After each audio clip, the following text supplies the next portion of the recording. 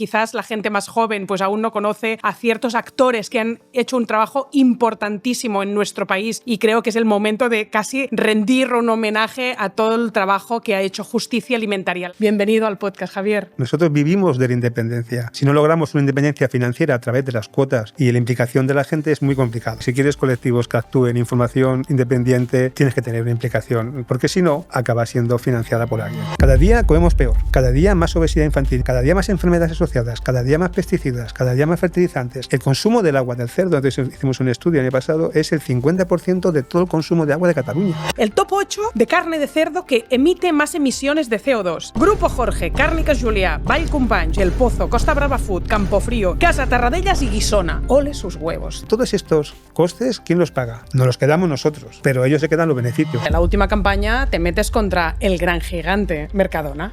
Juan Roig. Es que yo creo que se metió con nosotros. Hemos convertido los supermercados en restaurantes. Yo tengo un amigo que vivía en Boston que me decía que, claro, que los hornos los utilizan como zapateros. En muchos sitios no hay cocina, solo hay un microondas para calentártelo. Se llaman de-skilling, es decir, descapacitarte para la cocina. Estamos perdiendo nuestro patrimonio alimentario y la estamos poniendo en manos de agentes que en realidad su único objetivo es el negocio. Si yo quiero hacer una transformación de mi producción a la agroecología, ¿quién me ayuda? O sea, estás solo. Ahora, si quieres exportar, esto es una alfombra roja, ¿eh? ¿Por qué no prohíben que las empresas que jueguen a dos ligas? Claro. Que te doy el producto con el sello eco por 7 euros y el convencional por 4 euros. Ah, gracias. Solo me puedo pagar el que tiene tóxicos. Exactamente. Gracias, me enveneno. Pero ¿puedes elegir envenenarte o no? Es decir, la pregunta es, ¿yo tengo derecho a comer sin pesticidas o solo depende de tu renta? ¿Yo tengo derecho a comer sano o no? De las pocas cosas que hay una ley es en tema de artesanía, que es un maestro artesano, que debe ser un alimento artesano, pero no se hace nada. A ver qué empresas hay que siguen utilizando artesano, que pensábamos que ya no, ¿eh? Bueno,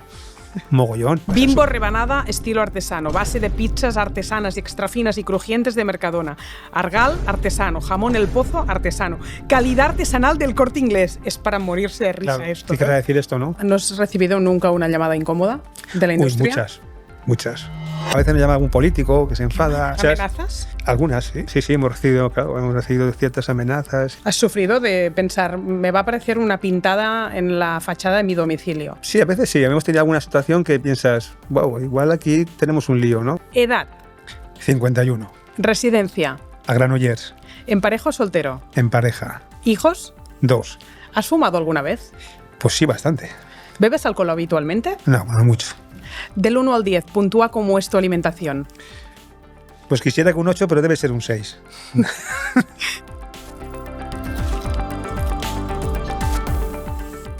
Bienvenidos a Cómo Soy. Conversaciones privadas y en profundidad con los mejores profesionales del mundo de la salud integrativa.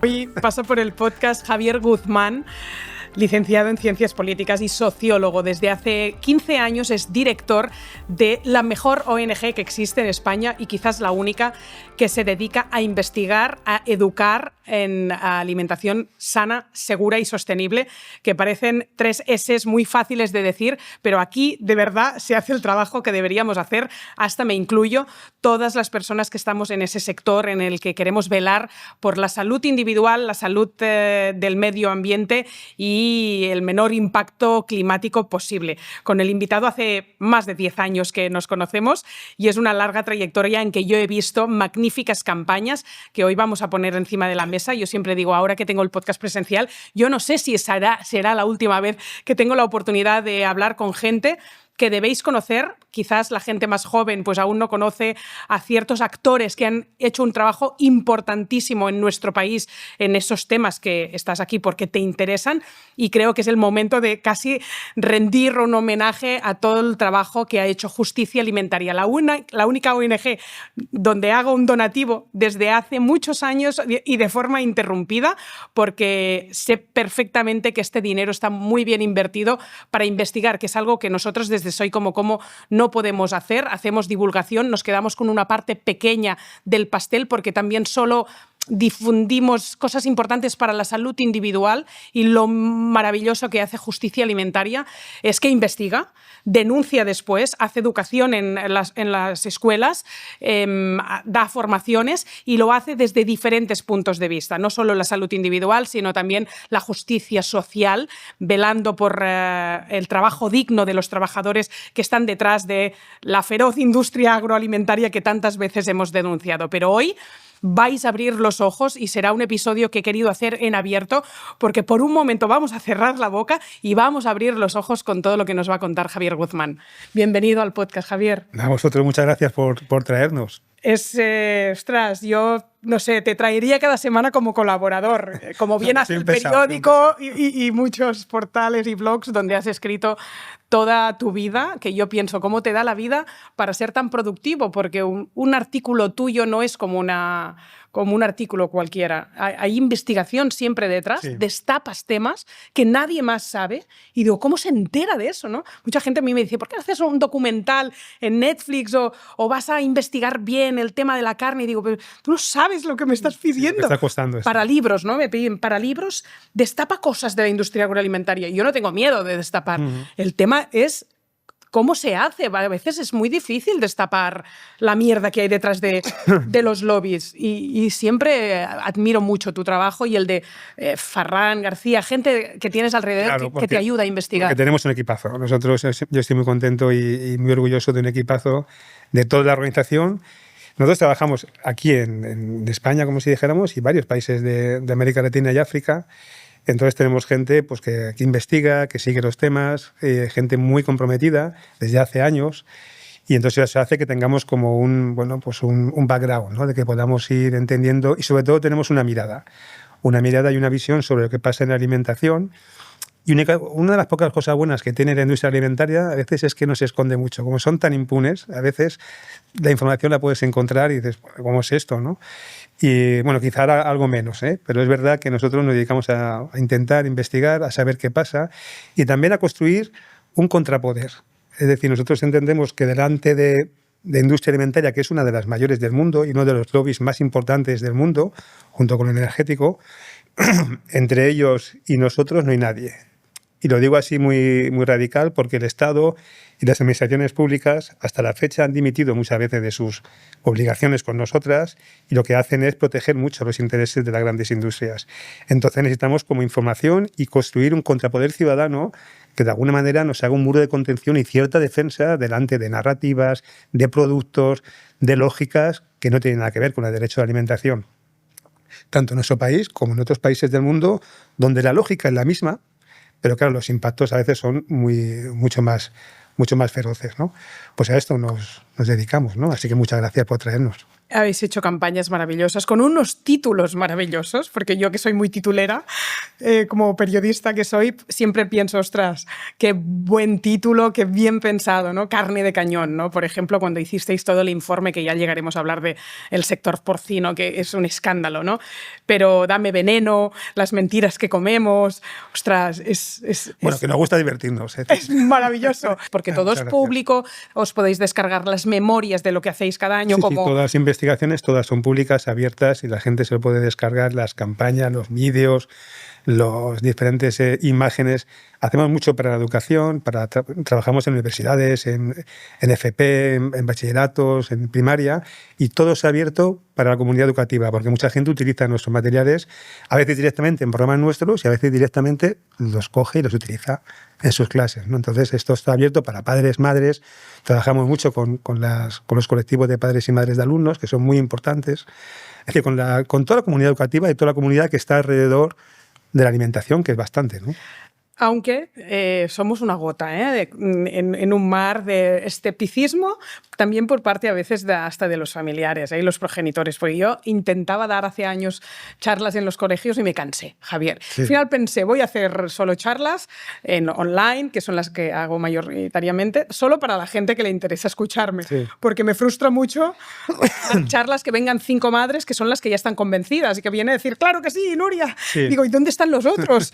que les están dando donetes para merendar a los niños. Entonces me he sentido muy frustrada en el entorno educativo, pero sí pienso, a ver si el podcast de hoy, poniendo mi granito de arena, ayudando a difundir más lo que vosotros hacéis, porque el mérito es vuestro, que todos los profesores o madres y padres que nos están escuchando se descarguen estos PDFs, vean los materiales para las escuelas que tenéis colgados en la web, sí, y que lo enseñen a sus hijos de 10 años o de 15 años, porque no sabemos nada. No. En el cole a mi hija le han enseñado Nutri-Score y la pirámide. No sabe nada más. No, y peor todavía, están entrando incluso las empresas a dar la formación a los colegios.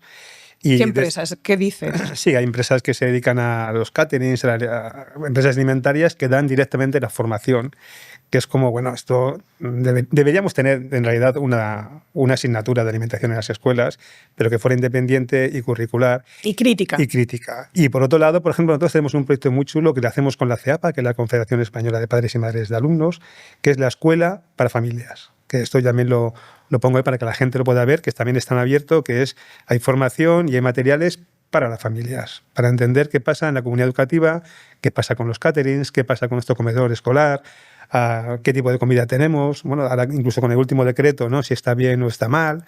Bueno, toda la información para que la gente lo pueda utilizar, porque las asociaciones de padres y madres de alumnos son un actor político muy importante en la alimentación y con lo que trabajamos de manera muy cercana, ¿no? Entonces, Justicia Alimentaria es una ONG que actúa en España y en distintos países de Latinoamérica, que va haciendo campañas, que algunas las firmamos.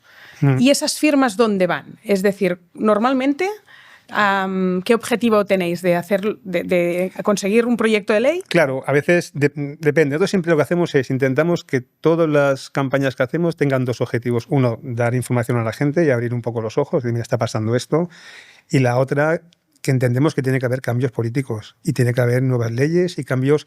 Es decir, que la regulación que hasta ahora es muy hecha a medida para la industria empieza a cambiar, tanto en escuelas como en productos, como en publicidad, de manera que nuestra reivindicación como parte de la ciudadanía llegue a tener una norma. Porque si no hay una norma detrás, si no hay una ley, si no hay una política y solo queda en el esfuerzo de la gente, titánico muchas veces, pues claro, eso tiene un recorrido, no llegará a transformar. Nuestra idea es transformar el sistema alimentario, poniendo el derecho a la alimentación en el centro, no únicamente el negocio de 4 multinacionales.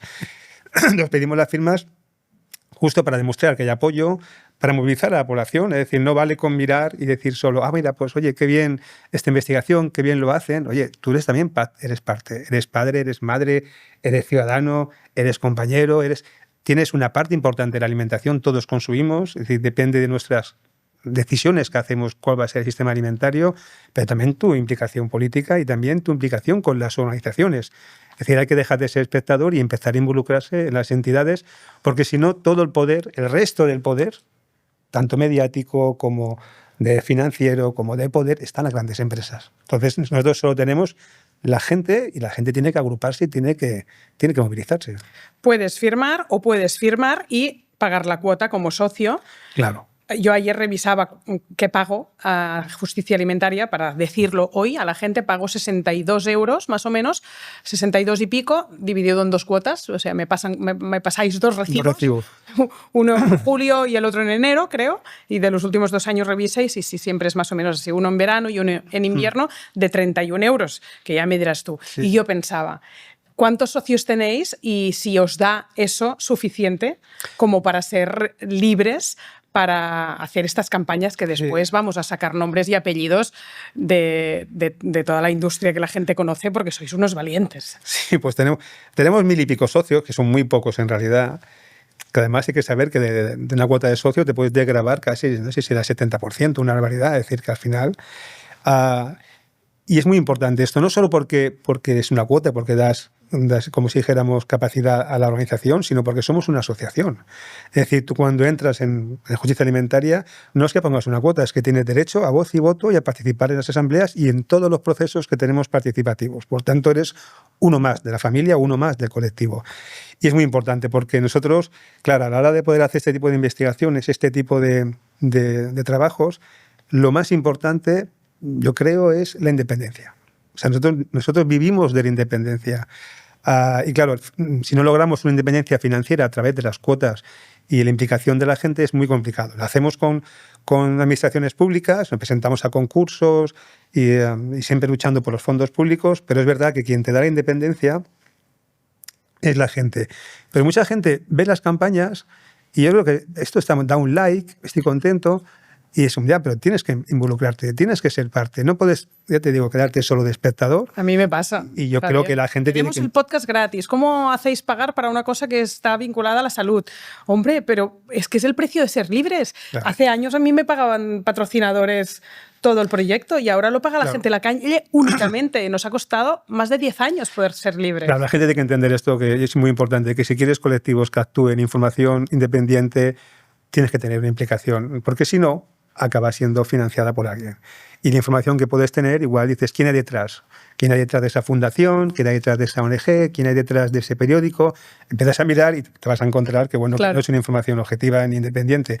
Entonces, toda la gente, yo creo que ya empezamos a entender lo que es. Si quieres información y quieres actuar en el mundo que te rodea, tienes que hacerlo de manera colectiva y con asociaciones que pueden ser más o menos imperfectas, obviamente, pero no puedes quedarte solo en el sillón. Yo creo que ese momento de la historia ha pasado. Aquí la magia es que vosotros sí recibís fondos europeos, públicos, de la Generalitat de Cataluña, la Comunidad Valenciana, Baleares, ¿no? O sea, ha habido momentos en que sí habéis recibido subvenciones para denunciar algo que es alucinante, porque ellos están validando. Que ya no sé si forma parte hasta de la hipocresía del sistema, porque a la vez que os dan ayudas a vosotros, les dan ayudas a las patronales para hacer cosas que a vosotros Al denunciáis. contrario. Vosotros denunciáis. Y digo, esto, o sea, van cumpliendo con las cuotas, ¿no? De a unas cuantas ONGs que son así más de izquierdas y más reivindicativas les damos algo para que callen y después al demonio les sigo dando pasta también. O sea, ¿esto cómo va? Sí, pues nosotros no tenemos como si dijéramos la intuición, ¿no? Y también va cambiando con el tiempo, ¿no? Quiere decir, nosotros presentamos, los proyectos son subvenciones a concurso público siempre, y entonces, claro, nosotros seguimos todos los objetivos, los reglamentos dentro de la agenda de desarrollo internacional. Sobre todo hacemos proyectos de cooperación internacional y llevamos casi 40 años trabajando. Por tanto, de manera muy profesional lo sabemos hacer. Ahora, las campañas, claro, son críticas, pero es que lo que decimos siempre es verdad. Bueno, pero... Y y a veces yo creo que hay gente incluso... Fíjate, nosotros nos hemos encontrado gente que pensábamos que no estaría apoyándonos, incluso periodistas, que nos han dicho es que necesitamos que digáis las cosas, Javier. Necesitamos que digáis algunas cosas que nadie va a decir, porque alguien tiene que decirlo, ¿no? De alguna manera, ¿no? Tampoco es que te vayan a dar mucho, ni mucha cancha, pero claro, hay momentos que con el tema de la alimentación nosotros hemos encontrado gente que desde el punto de vista individual y familiar lo está pasando mal por muchas cuestiones que tienen que ver con la alimentación, ¿no? Pero que igual nadie lo está diciendo, ¿no? Por tanto, a veces gente técnica, políticos y tal, que tú pensabas que no te iban a apoyar, de pronto te apoyan porque ve que no solo desde el punto de vista de la orientación o que seas crítico, sino que hace falta empezar a hablar cosas. Por ejemplo, cuando sacamos la campaña del azúcar, la primera campaña como en España sobre el azúcar, sí, que dijimos, oye, esto es un desastre, esto del azúcar, el consumo que teníamos, tal, los periodistas, ningún medio lo sacaba, nadie. Sacamos la nota de prensa, el informe. El de Dame Veneno, ¿eh? No, era antes. Este se llamaba 25 gramos, que es lo que pedía la OMS. Gramos. Nosotros que estábamos en 100 y pico gramos. Y el azúcar tenía como una súper buena prensa, dúlzate la vida, que estas cosas que decíamos, ¿no? Y ningún periódico lo sacó, hasta que al final hubo un periodista valiente que lo sacó. Que le costó el puesto, además. ¿De verdad? De verdad. Y a partir de ahí empezaron el resto a sacarlos porque era necesario hablar del tema este, ¿no? Y nos daban las gracias, pero con todo el miedo de... Pero aquí el lío es que... ¿Quién le sacó? ¿El propio periódico o llamó a alguien de la industria del azúcar y presionó? Por lo que nos contó, llamó a alguien de la industria y le sacaron, ¿no? Pero ya había abierto como si dijéramos, la compuerta. Aquello de lo que no se habla, ¿no? De que tenemos un problema con el azúcar, que bueno, que aún lo tenemos, que no se ha resuelto. Y a partir de ahí logramos el impuesto del azúcar en Cataluña, logramos que se hiciera un impuesto al azúcar muy pequeño, que no funciona del todo como quisiéramos en todo el Estado. Pero es que estábamos hablando de eso, de que de pronto había una prensa y una narrativa súper positiva, por ejemplo, con el tema del azúcar o alimentos procesados. Esto ha cambiado. O sea, que a veces las cosas, aunque parece que no van cambiando, eso como, ¿sabes? Aquellos libritos de los fotogramas, ¿no? Que si vas uno a uno parece que nada se mueve, pero si los pasas rápido te das cuenta que miras para atrás en el tiempo de dónde veníamos y ves que sí, que hay movimiento y que merece la pena, ¿no? Pero bueno, es esto, es decir, que yo creo que la independencia final y ser rigurosos tiene un valor. Incluso en este momento de las fake news y todo este lío, la gente nos reconoce, hasta los que están en contra, que lo que decimos es verdad, te puede gustar más o menos, y esto lo entendemos y puede ir incluso en contra de intereses. Pero lo que decimos es así. ¿No has recibido nunca una llamada incómoda de la industria? Muchas. ¿Amenazas? Algunas, sí. Algunas amenazas. Bueno, y piensa que además nosotros trabajamos en muchos contextos, tanto en España como en otros países del mundo, y donde según qué denuncias y según qué cosas, pues claro, tienen su riesgo, ¿no? Pero sí, hemos recibido ciertas amenazas y ciertas situaciones muy, muy extrañas que se daban o que se han dado, ¿no? ¿Has sufrido de pensar, me va a aparecer una pintada en la fachada de mi domicilio? Sí, a veces sí. Hemos tenido alguna situación que piensas, wow, igual aquí tenemos un lío, ¿no? Con esto, ¿no? Y luego, pero bueno, también hemos conocido gente muy, muy valiente. Mira, yo pongo siempre el ejemplo de la gente en este caso yo me acuerdo de Alejandro Calvillo, que es el director del Poder del Consumidor de México, que fueron los primeros en denunciar el tema del azúcar y las bebidas de los refrescos que hay en México, que ahí es brutal. Aquí también, pero en México el consumo del azúcar, la diabetes y la mortalidad asociada es enorme. Y fueron los primeros en denunciar todo esto, ¿no? Pues teníamos una reunión, una jornada en el Congreso de Diputados, la primera que hacíamos para hablar de fiscalidad y de impuestos para el azúcar y de la publicidad del azúcar, y lo invitamos a venir, ¿no? Y estábamos esperándolo y justo él pues no pudo venir porque había salido en un periódico, creo que americano, las amenazas que estaban recibiendo. Y tuvo que volver no pudo salir de México, tuvo que guardarse con la familia por las amenazas de la industria, ¿no? Pues estas cosas pasan en el mundo, ¿no? Es decir, no son poderes pequeños para nada, ¿no? Son poderes fácticos enormes con una capacidad de influencia y de poder marcar las normas muy, muy importante, y frente a ello pues está la gente. Nosotros somos una asociación más o menos pequeña, pero la gente tiene que entender que si no se agrupa, no hay nada. Mi abogada siempre dice, tú tranquila, porque es que al final, si dices la verdad, ya demostraremos de una forma absolutamente objetiva la verdad y presentaremos los informes que hagan falta si vienen a tocarnos demasiado las narices, cosa que afortunadamente no me ha pasado mucho. Pero claro, tú eres muy valiente. En la última campaña te metes contra el gran gigante en España y eso lo hace poca gente. Mercadona. Juan Roig. Bueno, no es que nos metiéramos con él, es que yo creo que se metió con nosotros.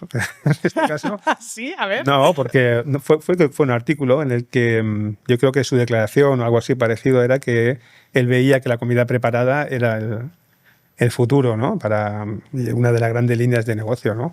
Nosotros lo que dijimos es, más allá de sus palabras, es que lo que decía en realidad no era mentira, es verdad. Es decir, hay una tendencia muy fuerte de aumentar el tema de la comida preparada, que la gente va a comer aquellos platos preparados de supermercado, sustituyendo la comida, tu cocina propia o incluso el restaurante de toda la vida local, y eso tiene implicaciones enormes. Tiene implicaciones de darle todavía más control, más poder a las grandes distribuidoras, ¿no? Hay una cosa que nosotros habíamos visto en Estados Unidos y nos parecía que aquí no iba a llegar, que es que yo tengo un amigo que vivía en Boston que me decía que, claro, que los hornos los utilizan como zapateros. Y dice, bueno, ¿qué será esto, no? Bueno, en muchos sitios no hay cocina, solo hay un microondas para calentártelo. Y ellos llaman de-skilling, es decir, descapacitarte para la cocina. De esa manera, tú has perdido el control de tu alimentación. No puedes decidir qué comes, solo puedes ir a por el menú en cualquier sitio. Aquí, entonces, ni puedes tener una soberanía propia, ni puedes decidir dónde comprar los alimentos, ni puedes apoyar al agricultor ni a la economía, sino estás colgado fundamentalmente de grandes distribuidoras. Y vas a comer menos sano, seguro, porque al final la comida preparada, esta quinta gama que nos venden, no es lo mismo, lleva aditivos y más conservantes. Claro. Y eso reduce seguro el consumo de fruta y verdura. Claro. Para empezar. Y además te reduce Además tiene que ver con tu patrimonio alimentario, que es muy importante, porque la cocina cultural no es solo... Nosotros reivindicamos mucho, no es solo comer, es un acto físico y fisiológico, que sí, pero es que es cultural. Es decir, qué tú comes, qué alimentos, qué recetas, está dentro de... Entonces, si eso te lo cambias por otro tipo de cosas, te están como destruyendo, te están inculturando realmente. De-skilling, se llama este concepto. Discapacitarte para cocinar, ¿no? Y es muy importante. Yo aquí reivindico, por favor, cocinar lo que podáis. Yo siempre digo, si no entráis en la cocina no hay esperanza. Exactamente, aunque sea cada vez más complicado y aunque sea también un tema de clase social, ya lo sabemos, pero de alguna manera hay que resistir, porque si perdemos el control de la cocina y de tu alimentación y de tu conocimiento culinario, pues acabaremos en manos de grandes empresas y comerán una vez más lo que ellos te pongan. Y hay que entender que detrás de la alimentación fresca está la salud. Mira, en nuestro país más o menos el cálculo que teníamos es que antes de la crisis de precios, que 70% más o menos de lo que estamos comiendo es alimentación procesada o ultraprocesada, que eso es lo que lleva la sal, el azúcar, la grasa, es decir, los elementos más críticos para la salud, ¿no? 70%. Yo creo que ahora estaremos más. Pero incluso en clases sociales con menos renta, más alto.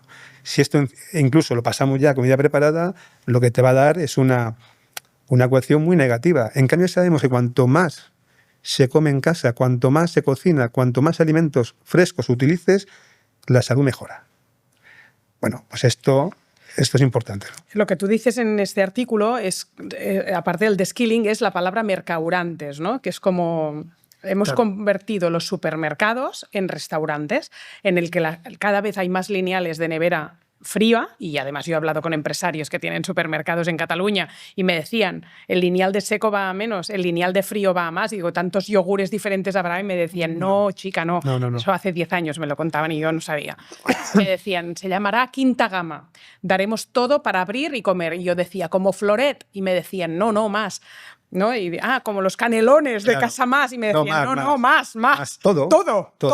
Y el todo era también el aguacate cortado por la mitad, metido en plástico, pero después también esa que casi nos lo darán caliente. Es decir, el restaurante dentro de los supermercados. Ahora voy a Nueva York a hacer un viaje por placer, pero estos días, hace tantos años que no iba, que investigaba Whole Foods Market, que para mí fue muy inspirador en cuanto a tendencia de alimentación saludable, y está haciendo exactamente lo mismo, pero a lo bestia. Es decir, yo creo que lo que me encontraré allí es que, como todo también va en función de la renta, y de los precios impagables de la comida, y la comida sana es más cara, y la ecológica encima es más cara, venga, vamos grabando aquí a la gente para que no pueda comer sin tóxicos, allí es imposible ir a un restaurante. Que yo creo que aquí por lo menos veremos, porque con los globos, los deliveries y los takeaway, la gente ya no va a tomar el menú de 10 o 15 euros. Y está gastando lo mismo, para que le lleven un paquete que está con toda la salsa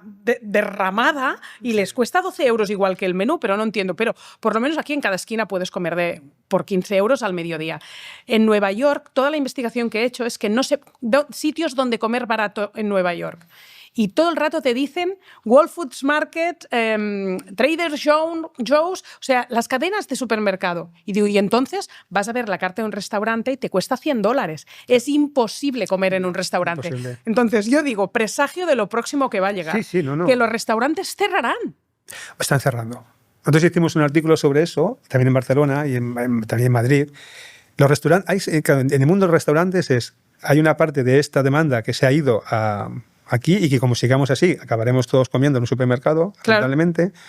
Pero es que incluso en muchos restaurantes de barrio donde comíamos, que estos además hacían como si dijéramos, unas recetas muy propias, muy de aquí, muy caseras, que además compraban en el mercado municipal, por tanto era todo un circuito muy cerrado. Estos han ido cerrando y aparecen. ¿Qué encontramos, por ejemplo, en Barcelona? Pues que estos mercados, estos han ido cerrando, te vas a encontrar grandes restaurantes, grandes cadenas de comida rápida, y luego restaurantes gourmet. Por tanto, nos vamos a encontrar restaurantes gourmet, restaurantes de franquicias, y lo que son restaurantes propios, muy complicado. Y además, si vas a comer, por ejemplo, aquí comida catalana, pues te va a salir muy caro. Es muy ridículo, pero te va a salir mucho más barato comerte cualquier pocket o como se llame que comida catalana. Y hace unos años era al contrario. Es decir, estamos perdiendo nuestro patrimonio alimentario, estamos perdiendo además nuestra dieta, y la estamos poniendo en manos de agentes que en realidad su único objetivo es el negocio. Y si no nos damos cuenta, pues restaurantes acabarán desapareciendo. Y cuando hayan desaparecido, como los mercados municipales, que si quieres luego hablamos, volverlos a poner en marcha, esas redes capilares que generan soberanía y que generan descentralizar el sistema alimentario y basado en nuestra alimentación, una vez que desaparezcan es muy complicado ponerlos en marcha. Por ejemplo, en España hay, pensamos que tenemos una red enorme de mercados municipales, que esto es muy importante. De estos que tienen un Mercadona y un Contis dentro, porque exacto, claro, lo que eran y lo que son es para llorar. ¿Qué ha pasado con esto? Pues ha pasado que tenemos una red pública, porque es pública, de mercados municipales para abastecer a la población, que muchos de ellos estaban comprando en circuito corto, que daban a la población, que la gente iba al mercado, que era alimentación fresca. De pronto, los últimos años, o bien han pasado dos dinámicas, o bien se han ido muriendo, se han ido cerrando, porque el supermercadismo los han ido desplazando la oferta y la demanda, y la gente va al supermercado y no al mercado, o bien los grandes supermercados se han instalado dentro. Y, por ejemplo, en Barcelona creo que no hay ningún mercado municipal que no tenga dentro un supermercado dentro, ¿no? Por tanto, acaba fagocitando, acaba canibalizando el mercado. Pero es un recurso público que la FAO, por ejemplo, lo que dice, la FAO, que los mercados territoriales, nosotros hemos hecho estudios de Barcelona y en varios países del mundo. Además, trabajamos para la recuperación de mercados. Es un elemento básico para justamente asegurar la soberanía alimentaria y que el agricultor pueda tener un lugar de circuito corto donde vender producto local. Bueno, pues nosotros aquí hemos hecho esta denuncia porque hemos visto que o bien se han expoliado, se han dado a grandes empresas, o bien se están muriendo los mercados.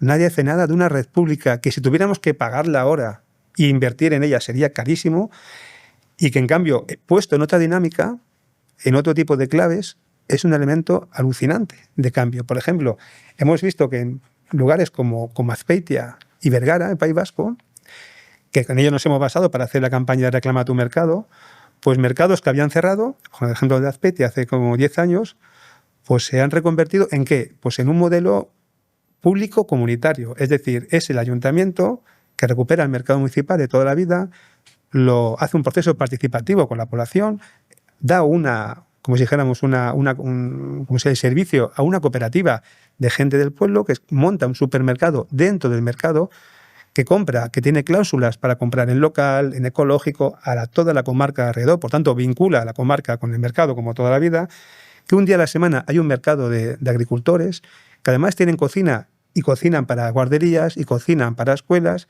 y cocinan para la población, que además cocinan también para fiestas del pueblo, y se convierte no en un mercado, sino en un centro alimentario, y además hacen formación y educación para la gente. ¡Qué maravilla! ¡Qué maravilla! Hay que visitar estos mercados. Hay que visitar estos mercados. Y también hay en Francia también hay algunos. Es decir, bueno, en Francia la cooperativa Biocop. Claro, en Francia tiene mucha tradición y empiezan a recuperar mercados, cocinas, por ejemplo, aquí no tenemos cocinas municipales, cocinas comarcales. Aquí hemos perdido las cocinas de los colegios, todo son empresas de catering. Es decir, todo esto tenemos que revertirlo, porque no es que sea mejor tener una empresa de catering que una cocina, no es que sea mejor quitar el mercado municipal y poner un súper. Es que no es verdad. Es que es un modelo u otro. Y el modelo de grandes supermercados, de grandes, como si dijéramos, alimentos kilométricos, con el impacto que tienen climático, el impacto en el uso de energías fósiles y el impacto en la salud, lo que vemos es que este modelo no va a ningún sitio. Estamos en una encrucijada, que es el sistema alimentario, para que todo el mundo me entienda, está en el centro de todas las políticas. ¿Por qué? Pues porque es uno de los grandes creadores de cambio climático, de crisis climática, y es una de las grandes posibilidades de cambio. Y además también es el primer problema de salud pública mundial, la alimentación, la mala alimentación. Es decir, los sistemas alimentarios y los sistemas actuales generan crisis sanitarias en salud pública muy importantes. ¿Por qué? Pues bien, porque seguimos con más de 800 millones de personas con hambre en el mundo, no lo ha resuelto, y porque hay más de 2.000 millones de personas con problemas de obesidad y sobrepeso. Que casi es el 20% del presupuesto sanitario, ¿no? En España, las enfermedades, más o menos, que vienen derivadas de una mala alimentación, se calcula que es el 20% de todo el presupuesto sanitario. Que se calcula además que son como, creo que era Lancet, que decía que había como 90.000 muertes evitables. Claro, el 50% de las enfermedades cardiovasculares más o menos vienen por la alimentación. 40%, 45% de la diabetes, de tipo 2, por ejemplo. El tema de 30 y pico % de cánceres como el colorectal. Es decir, la alimentación nos enferma. Cada vez nos enferma más y nos cuesta más dinero.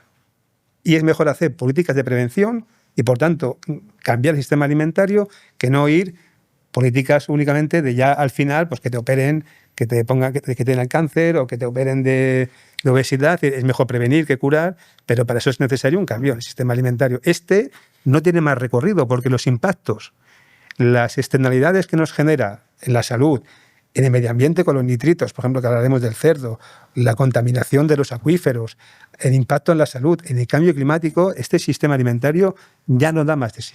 Ya no da. Y aparte que hay que pagar más caro para tener productos que no estén tan contaminados, porque Claro. los que tienen el sello ecológico son el doble de caros y la gente a mí me lo dice, es que Nuria, estás vendiendo un producto que una lata de Melva somos 3, 4 en casa y cuesta 10 euros. Claro. Se la puede comer un miembro de la familia y de vez en cuando, y tienen toda la razón.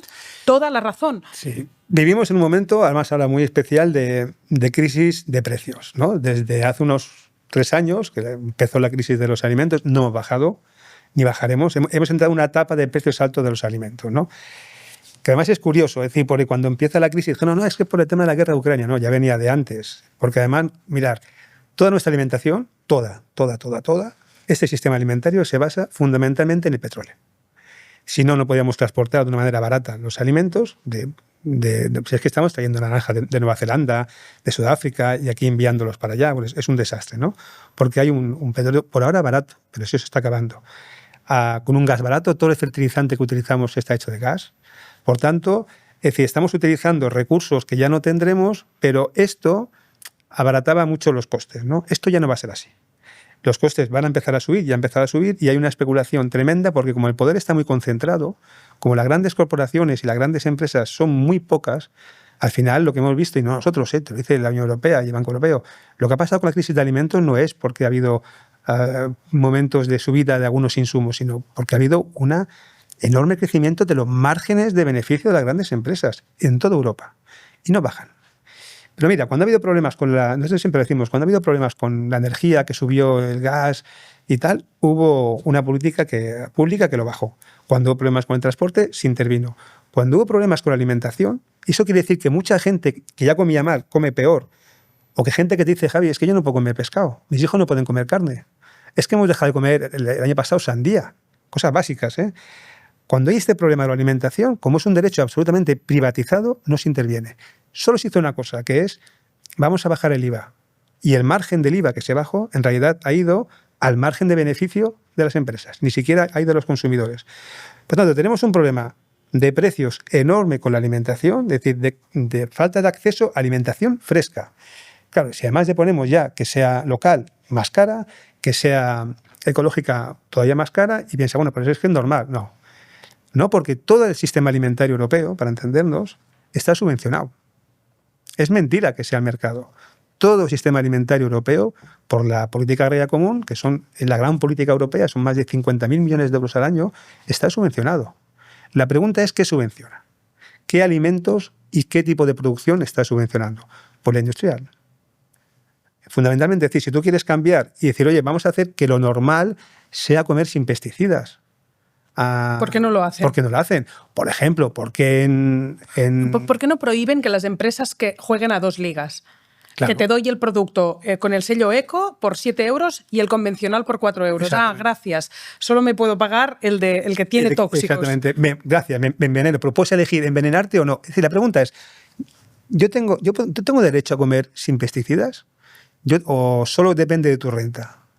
Porque lo que sabemos es que los pesticidas tienen un impacto enorme en la salud, esto lo sabemos. O tengo que comer con microplásticos o puedo comer sin microplásticos. O sea, tengo que comer esto, pero si tienes dinero te puedes salvar. Aunque es mentira, porque la alimentación al final es un conjunto, como vimos ayer con lo del colapso de lo del apagón, la alimentación es igual. Tú puedes generar como si dijéramos tu propia salida individual, pero al final la alimentación es colectiva. Los sistemas alimentarios son colectivos, estamos todos entrelazados y demás. Tanto hace falta cambiar los sistemas, ¿no? Pero claro, la pregunta es, ¿yo tengo derecho, por ejemplo, a comer aceite de oliva? ¿O hay que esperar que todo se vaya a la exportación y aquí nos quede poco aceite de oliva y carísimo? ¿Yo tengo derecho a comer sano o no? Esta es la pregunta que tienen que responder los sistemas públicos. Por ahora lo que te dicen es no. La respuesta es no. La respuesta es come lo que haya, págate como... Si tienes dinero, pues comerás mejor. Porque y están si subvencionando la comida industrial. Tendrían que cambiar... Estamos subvencionando la comida industrial, obviamente, fundamentalmente sectores como el cárnico, el porcino, el azúcar ha sido siempre muy subvencionado, las grasas. Los aceites han sido muy subvencionados. En cambio, frutas, verduras, muy poco subvencionados. ¿Quién apoya a la agricultura agroecológica? ¿A qué sistema estamos apoyando? Estamos apoyando a la gran exportación. De hecho, España se ha convertido en los últimos años en un polo agroexportador. De hecho, vamos a hablar de eso, porque muchas veces en el mundo empresario es un logro que una empresa sea capaz de exportar, ¿no? Y a veces dices, ¿y tú qué haces? ¿Vino? ¿Qué porcentaje? Yo siempre estoy muy preguntona. ¿Qué porcentaje exportas y qué no? Y te dicen, un 80% lo exporto. Y ¡ay! Súper orgullosos. Cuenta las consecuencias que tiene la exportación. Esto es un absoluto desastre. Porque a veces la gente dice, no tenéis ganas que el mundo avance. ¡Qué ciegos! Mirada corta. Caray, está bien, el libre comercio. Ay, bueno, el libre comercio. Sí. Mira, esto no ha funcionado muy bien, pero yo creo que la gente se dio cuenta, pasa que tenemos la memoria frágil. Cuando hubo la pandemia, hubo momentos críticos con la alimentación en Europa y en muchos países. ¿Por qué? Porque dependemos de cadenas largas, de tratados de libre comercio, porque en vez de producir aquí, estamos produciendo en otra parte del mundo y traemos la comida de allí. ¿Qué ocurre cuando empiezas a tener problemas geopolíticos como ahora? O problemas con la distribución, o problemas con la energía. Que nos dimos cuenta que nuestro sistema no es resiliente. Que si hay un colapso, si hay, por ejemplo, una especulación, y hubo un momento, por ejemplo, con la pandemia, que hubo países productores de arroz que lo acapararon, o por ejemplo con la guerra de Ucrania, nosotros somos dependientes del trigo y del maíz de Ucrania para toda la ganadería. O sea, somos uno de los grandes consumidores de cereal de Ucrania, digo en España. Se cierra, o también de cereal ruso, se cierran estos mercados, ¿qué ocurre? Pues que realmente nos damos cuenta que hemos generado un sistema alimentario absolutamente hipertrofiado en algunos sectores básicos para la exportación, pero que no está pensado para la alimentación de la gente. Voy a poner ejemplos. Somos el tercer país del mundo en producción y exportación de cerdo, solo detrás de China y Estados Unidos, con el impacto que tiene para nosotros, para los nitritos y para la contaminación, ¿no? Perdona en esto, ¿no? Por ejemplo, en España somos de los grandes exportadores de fruta y verdura en el sur de España. Pues 25-30% de todo lo que se consume en Europa se produce en estas provincias, en invernaderos, con regadío, con los acuíferos esquilmados. Ahora también estamos exportando mango, que no tiene ningún sentido, porque tampoco tenemos agua. Somos también una de las potencias conserveras del mundo. Es decir, nos dedicamos a exportar. Pero cuando ves la población, dices, ¿cómo es posible que luego no podamos comer aceite de oliva? ¿Cómo cada vez que estamos comiendo peor? ¿Cómo cada vez estamos más lejos de la dieta mediterránea? ¿Cómo hay más brecha alimentaria? Bueno, porque el sistema alimentario y las políticas agrarias no están pensadas en la gente. Están pensadas en que grandes polos agroexportadores hagan negocio, pero son grandes empresas, porque los pequeños agricultores desaparecen. ¿Qué hacen? Maltratan a sus trabajadores. Has contado muchas veces lo que está pasando en el sur de España con los invernaderos, también los ecológicos, que ya llegaremos, sacan a mujeres de Marruecos, que mejor si están viudas o separadas porque tendrán más horas para trabajar muy duro, y después las devuelven a sus países, porque yo no sé si dirán, no es verdad lo que estáis haciendo a golpe de titular, y bueno, vamos a analizarlo. Es decir, exportar tiene sus consecuencias, porque si tienes que exportar masivamente mucha cantidad de alimento, necesitas grandes corporaciones o grandes invernaderos. Y eso requiere mucha mano de obra barata, porque si no, entre el viaje y la mano de obra no puede estar bien pagada la persona, la tienes que sacar de Marruecos, maltratar al trabajador. Es decir, no es la exportación en sí que sea un problema, sino la consecuencia. Claro. Y todos los colaterales que tiene. Claro, es que el mercado internacional es muy complejo y muy salvaje. Quiero decir, más o menos el cálculo que tenemos es en este tipo de invernaderos, el coste de todo lo laboral viene siendo el 40%, casi la mitad. Quiere decir, si tú quieres competir con otros países del mundo, en naranjas, fresas, bueno, sobre todo este tipo de productos, pues tienes que tener un coste laboral muy barato. Claro, nosotros tenemos una serie de normas, de leyes laborales muy distintos de los estándares de otros países, ¿no?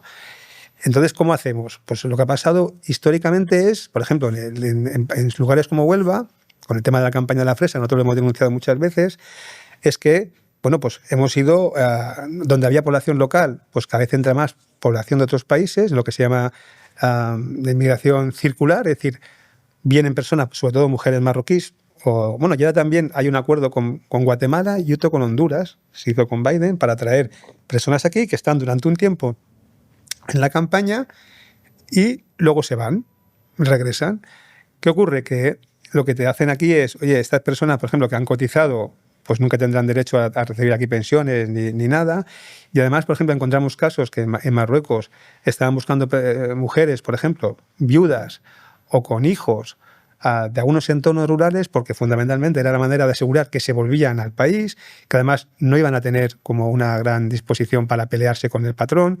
Hay denuncias, por ejemplo, de jornaleras en lucha, con las que hemos trabajado mucho, de la situación que están pasando en campamentos de personas inmigradas, situaciones que van contra los derechos humanos. Eso ha sido denunciado muchas veces. Ahora que decíamos, ayer hablaban, ¿no?, de que hemos tenido el apagón y hemos visto lo que es quedarnos un día sin luz. Bueno, pues estos poblados y campamentos llevan todos los días sin luz y sin agua, allí trabajando, ¿no? Porque claro que hay trabajo o sea, que hay una explotación estructural y además con un sesgo de género y de etnia.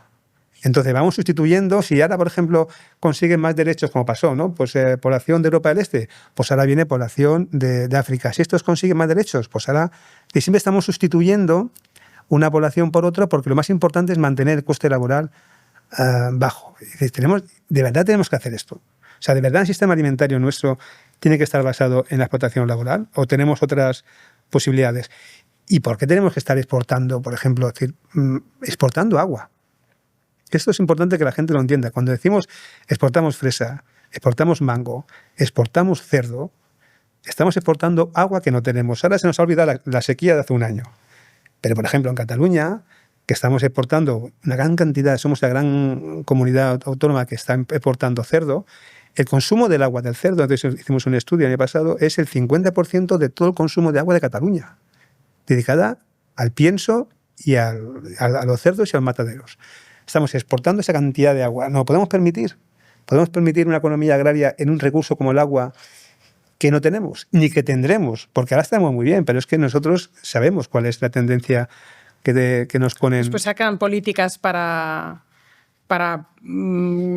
restringir el consumo de agua o para protegerlo, claro. Pero somos Cataluña el gran sector del cerdo para todo el mundo, porque además exportamos muchísimo e importamos soja. Creo claro. Que somos uno de los primeros importadores de soja, y la soja no es para el consumo, que yo digo, pero si tampoco está tan de moda la soja, no, hombre, no, es para que coman los cerdos. Claro, fundamentalmente lo que hacemos es importar soja, criar aquí y engordar cerdos y enviarlos a países como China. O sea, somos como un ensamblaje, eso es toda la economía cárnica en España y fundamentalmente en Aragón y en Cataluña, ¿no? Claro, es decir, no podemos permitir esto, es decir, realmente es que esta es una economía. ¿Y por qué? Porque además es muy débil, porque en el momento que, por ejemplo, empiecen a producir y puedan competir cerdos desde Argentina o Brasil, ¿dónde quedará el sector porcino español? En ningún sitio. Es decir, es como muy, muy frágil, pero además muy intenso en cuál es el impacto que tiene, por ejemplo, de contaminación de acuíferos en Cataluña. Enorme. Si están todos los pueblos de Cataluña con problemas con los nitratos, que están con los purines, ¿no? Tenemos problemas con un exceso de consumo de carnes rojas y procesadas a saco. Es decir, todos estos costes, ¿quién los paga? Nos los quedamos nosotros, pero ellos se quedan los beneficios, ¿eh? Tengo por aquí un cuadro, o sea, vuestros informes son una maravilla, porque además vais al detalle de cada dato y gráfica, y aquí poníais las empresas, el top 8, porque además con dos cojones, deja de decírmelo, el top 8 de carne de cerdo que emite más emisiones de CO2. Grupo Jorge, Càrniques Julià, Vall Companys, El Pozo, Costa Brava Food, Campofrío, Casa Tarradellas y Guisona. Y digo, ole sus huevos, tío. Sí, pero eso es un cálculo, no es nada... Pero ¿no te llama nadie de estas empresas? No. Tal cual sale el informe. No. A veces me llama algún político que se enfada y tal, ¿no? Y claro, es que pone el coste climático social que tiene una sola de estas empresas, claro, que tienen mucho el monopolio, ¿no? Y como estas, pues otras. Acabas de sacar también ahora uno sobre el engaño de la palabra artesano, del greenwashing. Sí. Yo he hecho webinars hace años que hablamos mucho, ¿no?, de estas palabras no se hace nada. Se mal usan, pero es de ahora, otra vez que vuelves a denunciar. Bueno, porque nos parece como alucinante. Bueno, porque tiene ley. O sea, cuando decimos claro, la receta de la abuela, eso es muy gallinas campesinas. Que digo, qué morro, que tenéis el número 3 del huevo, tío. Pero lo artesano sí tiene una ley, que yo no lo sabía. Claro, en esto alucinamos porque, claro, de las pocas cosas que hay una ley es en el tema de artesanía, que es verdad que es una ley por cada una de las comunidades autónomas, pero ahí sí especifica qué es artesano, qué es un maestro artesano, qué debe ser un alimento artesano. Claramente todo el mundo lo entiende, ¿eh? Un artesano es algo que es muy individualizado, es un producto diferenciado, hay un maestro artesano, bueno. O sea, hay una normativa. Hay una normativa que se ha de cumplir porque además esto a ti te da una garantía como consumidor o consumidora, pero también a los productores, ¿no? Que los protege. Porque si yo hago miel artesana o hago un producto artesano o hago no sé qué, hombre, que al menos me lo proteja, ¿no? No me pongas a competir con una gran industria, ¿no? Y entonces esto lo hemos denunciado muchas veces, pero no se hace nada. No se hace absolutamente nada y esto sigue. Y entonces hemos mirado, oye, a ver qué empresas hay que siguen utilizando artesano, que pensábamos que ya no, ¿eh? Bueno, mogollón.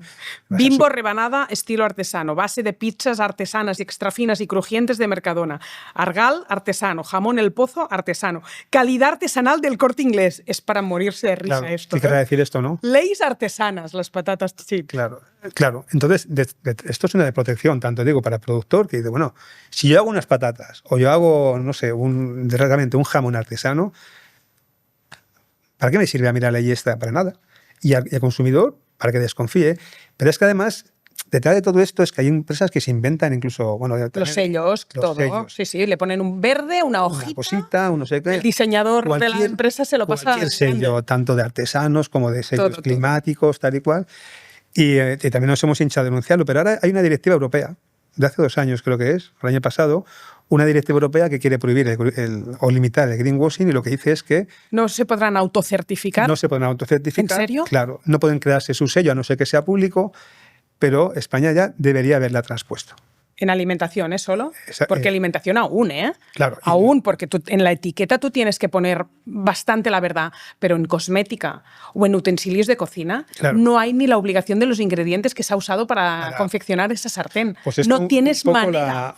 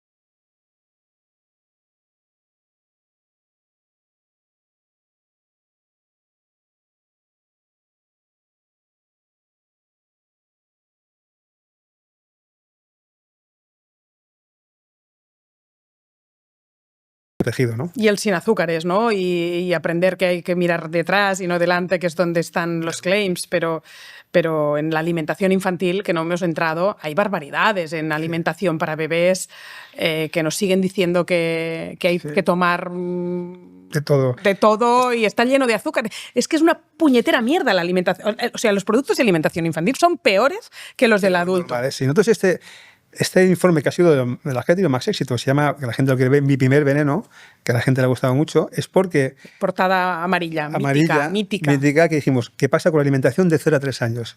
Y alucinamos. Alucinamos porque es un gran negocio. Y luego alucinamos porque veíamos lo que estaba diciendo la OMS y todo el mundo, que es, oye... máximo 25 gramos de azúcar al día. Claro, y decir, oye, si es que la alimentación infantil no tiene que ser muy distinta de la demás. Quiero decir, lo que intenta la industria o intentó es decir, vamos a asimilar la alimentación de 0 a 3 años a una alimentación de personas enfermas. Por tanto, una alimentación muy cuidada, muy especial, que tú tengas miedo de dar a tus hijos la comida de toda la vida, a una comida muy con leches, con no sé qué de crecimiento, tal. Lo que vimos en los perfiles nutricionales es, si es que tienen perfiles peores que la comida, ¿no? Tienen mi primera galleta, hasta arriba de azúcares. Hay de estos, ¿cómo se llama? De estas infusiones para los cólicos de los niños que el 90% es azúcar, directamente. Claro, entre 0 y 1 año, lo que dice la OMS, entre 0 y 1 año, lo que dice es tienes que tomar 0 azúcar añadido, 0, ni 1 ni poco, no. El cálculo que teníamos es que, no sé si en 3 meses, no me acuerdo el dato que teníamos, está en el informe, pero no sé si eran un año o medio año, 1,5 kilos de azúcar, un niño toma. Claro, cuando de esta manera los niños generan un paladar ya muy, muy dulce, después desengancharlos de ahí, eso. Es muy complicado, ¿no? Ahí. Pero los potitos, que muchos de ellos tienen una cantidad enorme de agua. Que están hechos de cereal hidrolizado.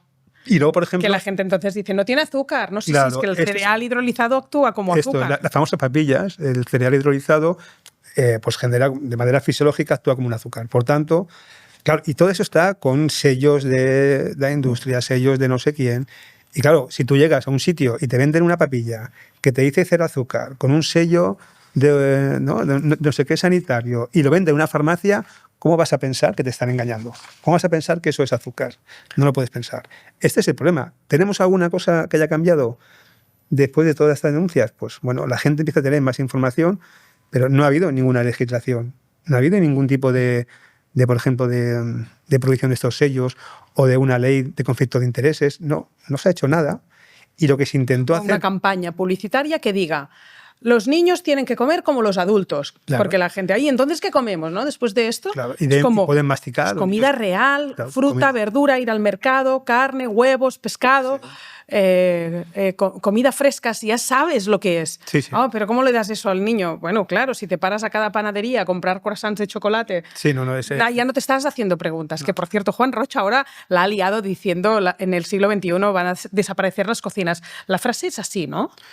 Pues creo que sí. En 2021 ya no habrá cocinas, ¿no? Algo así. Yo creo que afortunadamente la gente, nuestra sensación es que empieza a abrir los ojos y a querer tener su propia libertad y a buscar información, pues esta información más veraz, información con más criterio y no depender únicamente de esto. Pero claro, faltan políticas. ¿Por qué faltan políticas? Porque si realmente tú quieres que la gente coma sano y ecológico y fresco, se puede hacer. Se puede hacer tranquilamente. Además, los más carcas siempre dicen no hay comida sana para todo el planeta. Es mentira, absolutamente mentira. Total. Tenemos comida fresca y sana. Lo único que pasa es que tienes que cambiar el sistema alimentario y decir, oye, vamos a empezar a ayudar a los agricultores que quieran hacer transición ecológica, ayudar a pequeños y medianos agricultores de la comarca, a vincularlos a los mercados, a que tú tengas, por ejemplo, un bono de alimentación si tienes familia. Es decir, hay políticas suficientes como para asegurar que la gente come bien. Y que tienes acceso. Y cantidad de comida saludable también claro, habría. Es que el problema es que tenemos que cambiar el modelo. Claro, el problema es, claro, y es como... Pero que estamos tirando toneladas de comida cada día. Que no me digan que no hay comida fresca, que ahora nos contarás lo del plátano de Canarias. El problema es, apuestas a un sitio o al otro. Claro. ¿No? Porque la cohabitación es, o ponemos un sistema alimentario donde la alimentación esté en el centro, la salud esté en el centro y el cambio climático esté en el centro y, por tanto, sistemas alimentarios locales mucho más descentralizados y mucho más, como si dijéramos, democráticos y mucho más pensado en pequeña agricultura y en el mundo rural, o un sistema industrial de exportación basado en la exportación de agua y de lo que no tenemos, de los alimentos para aquí y para allá, que es lo que ha funcionado hasta ahora. Los dos no funcionan porque ¿a quién estás apoyando? ¿A quién vas a ayudar? ¿Vas a ayudar a que se instalen los grandes supermercados o vas a ayudar a que los mercados municipales se transformen? ¿A quién le vas a dar la fuerza? ¿A quién le vas a dar las normativas? ¿A quién vas a apoyar financieramente? Esta es la pregunta, dices, y cuando tú ves las respuestas, dices, no, están dando a las grandes industrias y de una manera como una inercia, porque ni siquiera yo creo que hay como un debate de fondo y yo creo que el alimentario tendrá que haber en su día un debate de fondo y tendrá que pesar en las elecciones. O sea, la gente cuando vaya a votar, igual que el cambio climático pesa y lo medioambiental pesa, lo alimentario tendrá que acabar pesando, porque no podemos permitir que lo alimentario... ¿Quién decide lo que estamos comiendo? Somos todo el mundo, todas las industrias, menos la gente. Y esto yo creo que tiene que empezar a cambiar, ¿no? Estaba buscando el nombre de esa ministra de Agricultura del gobierno, Mariano Rajoy, que ponéis en un informe, Isabel García Tejerina, que fue... A la vez que era ministra de Agricultura, fue una alta directiva de Fertiberia, que Fertiberia es la principal empresa de fertilizantes de Europa y ostenta un monopolio de facto en el Estado español. El 75% de este fertilizante sale de sus fábricas, que son 4 millones de toneladas, y una de las últimas decisiones cuando mandaba, que no sé si estaba a la vez como alta directiva de Fertiberia y a la vez estaba siendo ministra de Agricultura, ministra de Agricultura de Mariano Rajoy, decidió bajar los límites tóxicos permitidos de los fertilizantes agrícolas. Claro, el tema de Isabel Tejerina es uno de los casos típicos de puertas giratorias que decimos, ¿no? ¿Por qué? Pues porque saltó de ser directiva de Fertiberia, que es una de las empresas más importantes de Europa de fertilizantes, a ministra de Agricultura. En nuestra, como si dijéramos, visión, esto no debería ser así, ¿no? Y por otro lado, es verdad que cuando hubo el reglamento para bajar los residuos, por ejemplo, no sé si fertilizantes o de pesticidas del cambio, España votó en contra. Bueno, España siempre ha votado en contra de prohibir los pesticidas, ha votado a favor de alargar la vida de 10 años más de glifosato. O sea, nosotros nunca hemos estado, en realidad, aunque no lo parezca, por ejemplo, Francia se intentó parar el glifosato o ha hecho reducciones, por ejemplo, en la exportación, que es un tema muy gordo, que igual no sabemos, en la exportación de pesticidas. Nosotros somos una gran potencia en fabricación de pesticidas y de fertilizantes, pero también de su exportación. Y estamos exportando muchos pesticidas que en España y en Europa están prohibidos. Que esto la gente igual no lo sabe. Es decir, aquí hay pesticidas prohibidísimos, porque sabemos que son cancerígenos, que son lo peor, pero prohibidísimos, no se puede utilizar. Pero en cambio los estamos exportando. Con lo cual los están produciendo algunos trabajadores aquí que tienen impacto diario que nuestros pesticidas. Pero es peor, porque hacemos el efecto boomerang, que es esto donde acaba. En otros países donde la legislación es diferente. Por ejemplo, en muchos países de África, del norte de África, y que luego estos alimentos vuelven a entrar en nuestro... y los acabamos consumiendo nosotros. Y dicen, pero hombre, esto, primero para la gente de allí, ¿no? Gente que aquí es que tiene que ver con los derechos humanos, ¿no? Es decir, aquí estás prohibiendo un pesticida que sabes que es, por ejemplo, cancerígeno, pero te da igual vendérselo a países de África. No, eso es muy heavy, ¿eh? Esto ya es heavy porque hay agricultores y agricultoras que se van a poner malos simplemente porque tú estás vendiendo una sustancia que sabes que... Es que ¿cómo vas a vender? Pero es que lo peor de eso es, bueno, esta ya tienes un impacto tremendo, pero te da igual, pero estos alimentos van a venir para acá. Y dicen, bueno, pero hay controles de estos, hay muy poquitos controles, muy poquita muestra. Somos el país, nosotros creo que le pusimos de Europa con menos análisis que hacemos per cápita de muestras de pesticidas. Bueno, aquí tenemos un problemón, que es, oye, prohíbase, por ejemplo, la exportación de pesticidas, ¿no? Francia lo intentó, España ahí seguimos. Somos el primer país de Europa que más pesticidas utiliza por hectárea. O sea, es así. Entonces, es decir, tenemos un problemón porque... El otro día fui a La Rioja a ver cultivos de vino y el hotelero que me recibió tenía 2 trabajos. Estar regentando el hotel y a la vez echar pesticidas cada mañana en todos los viñedos. Claro, pues esto es... Me voy a rociar un rato. ¿Qué es esto? El viñedo y además de campos de La Rioja, de marcas, de bodegas conocidísimas. Claro. Conocidísimas de La Rioja. Venga a tirar pesticidas. Sí. Pues aquí hemos tenido una mala noticia. ¿Por qué? Pues porque todo el mundo sabe que el debate de pesticidas es muy largo, muy antiguo, pero sabemos que es muy negativo para la salud, ¿no? La Unión Europea tanto es así que lo quiso bajar. Hace 2 años intentó, con un nuevo reglamento de pesticidas, bajar el número de porcentaje y uso de pesticidas en toda Europa. Pero cuando llegó la votación, en el año 2023, en noviembre, pues hubo ahí un movimiento enorme de los lobbies empresariales de toda Europa y se votó en contra. Y por tanto, se tiró abajo el reglamento de reducción de pesticidas. Y después hemos tenido problemas con todo el Pacto Verde que viene detrás, ¿no? Había un intento de cambio de agricultura a descarbonizar y intentar reducir el uso de fertilizantes y de pesticidas porque contaminan y porque son insostenibles, ya lo sabemos.